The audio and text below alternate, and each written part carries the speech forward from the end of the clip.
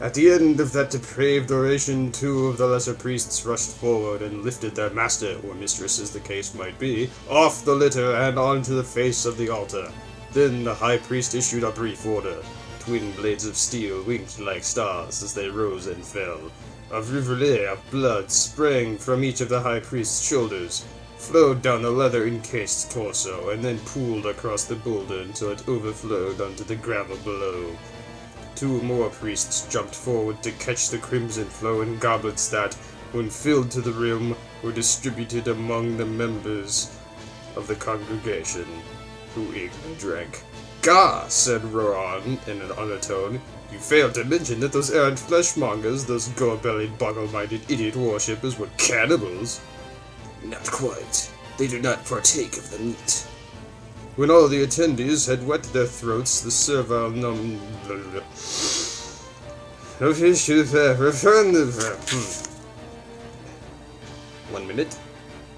returned the high priest to the litter and bound the creature's shoulders with strips of white linen. Wet blotches quickly sullied the virgin cloth. The wounds seemed to have no effect upon the high priest, for the limbless figure rotated back towards the devotees with the lips of cranberry red and pronounced, "Now you are truly my brothers and sisters, having tasted the sap of my veins here in the shadow of almighty Helgrind.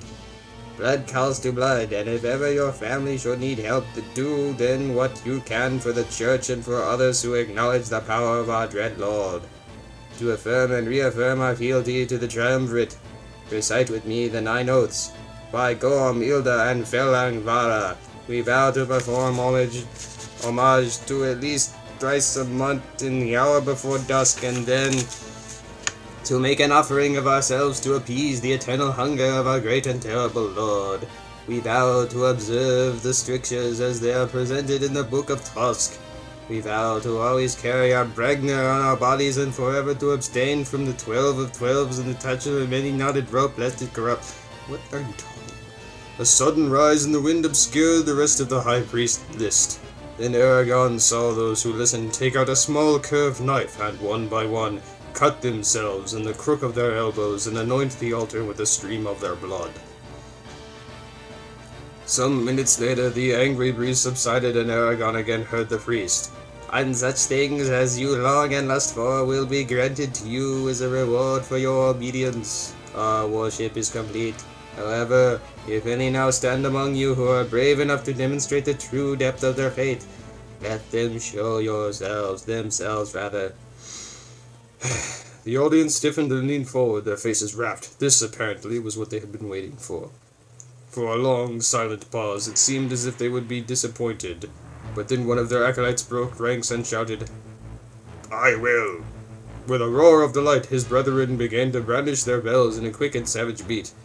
Whipping the congregation into such a frenzy, they jumped and yelled as if they had taken leave of their senses. The rough music kindled a spark of excitement in Aragorn's heart, despite his revulsion at the proceedings, waking some primal and brutish part of him. Shedding his gold robe so that he wore nothing but a leather breechcloth, the dark-haired youth sprang on top of the altar. Gouts of ruby spray erupted on either side of his feet. He faced Helgrind and began to shiver and quake as if stricken with palsy. Oh, really? Keeping time with the tolling of the cruel iron bells. His head rolled loosely upon his neck, foam gathered at the corners of his mouth, his arms thrashed like snakes. Snakes! Sweat oiled his muscles until he gleamed like a bronze statue in the dying light. The bells soon reached a manic tempo, where one note clashed against another, at which point the young man thrust a hand out behind himself. Into it, a priest deposited the hilt of a bizarre implement with a single-edged weapon, 2.5 feet long, with a full tang, scale grips, a vestigial crossguard, and a broad, flat blade that widened and was scalloped near the end, a shape reminiscent of a dragon wing. It was a tool designed for but one purpose, to hack through armor and bones and sinew as easily as through a bulging water skin. Is that easy? Why would you... whatever. The young man lifted the weapon so that it slanted toward the highest peak of Helgrind. Then he dropped to one knee and, with an incoherent cry, brought the blade down across his right wrist. Blood sprayed the rocks behind the altar. Eragon winced and averted his eyes, although he could not escape the youth's piercing screams. It was nothing Eragon had not seen in battle, but it seemed wrong to deliberately mutilate yourself when it was so easy to become disfigured in everyday life. Blades of grass rasped against one another as Roran shifted his weight. He muttered some curse, which was lost in his beard, and then fell silent again. While a priest tended to the young man's wound, stanching the bleeding with a spell, an acolyte let loose 2 slaves from the high priest's litter, only to chain them by the ankles to an iron loop embedded in the altar. Then the acolytes divested themselves of numerous packages from underneath their robes and piled them on the ground, out of the reach of the slaves. Their ceremonies at an end, the priests and their retinue departed Helgrind for Dres Leona, wailing and ringing the entire way. The now one-handed zealot stumbled along just behind the high priest. A beatific smile graced his face. "Well," said Eragon, and released his pent-up breath as the column vanished beneath a distant hill. "Well, what?" This is only the 6th page. I've traveled among both dwarves and elves, and nothing they did was ever as strange as what these people, those humans, do. "They're as monstrous as the Rozak." Roran jerked his chin towards Helgrind. "Can you find out now if Katrina is in there?" I'll try, but be ready to run. Closing his eyes, Eragon slowly extended his consciousness outward, moving from the mind of one living thing to another, like tendrils of water sweeping through sand. He touched teeming cities of insects frantically scurrying about their business, lizards and snakes hidden among warm rocks, diverse species of songbirds, and numerous small mammals. Insects and animals alike bustled with activity as they prepared for the fast-approaching night, whether by retreating to their various dens or, in the case of those of a nocturnal bent, by yawning, stretching, and otherwise readying themselves to hunt and forage. Nobody cares about the animals, Paulini. Nobody cares about any of these characters, actually. Just with their other senses, just as with his other senses, Eragon's ability to touch another being's thoughts diminished with distance. By the time his psychic probe arrived at the base of Helgrind, he could perceive only the largest of animals, and even those but faintly. He proceeded with caution, ready to withdraw at a second's notice, as if he happened to brush up against the minds of their prey, the Rozak and the Rozak's parents and steeds, and the gigantic Lethblaka. That sounds like an unappetizing food. Eragon was willing to expose himself in this manner, only because none of the Rozak's breed could use magic, and he did not believe that they were mind-breakers, non-magicians trained to fight with telepathy.